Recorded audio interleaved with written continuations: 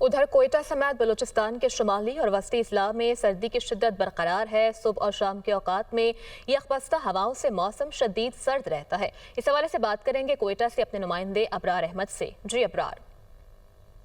जी हाँ, बिल्कुल। बलूचिस्तान में गुज़िश्ता हफ्ते में जो बारिश और बर्फ़बारी हुई थी उसके बाद जो है सर्दी की शिद्दत में इजाफा हो गया और सुबह की शुमाली और वस्ती अजला है वहाँ पर सर्दी की शिद्दत जो है बरकरार है। ख़ासतौर पर सुबह और शाम के औकात में शदीद सर्दी होती है। सूबाई दारुल-हुकूमत कोयटा की बात की जाए तो कोयटा में भी जो है मौसम सर्द है। पहाड़ों पर जो बर्फ़बारी हुई थी वो अभी भी जो है बर्फ़ पड़ी हुई है, जिसके बायस जो हवा चलती है वो शदीद सर्द होती है और सुबह और शाम के औकात में शदीद सर्दी होती है।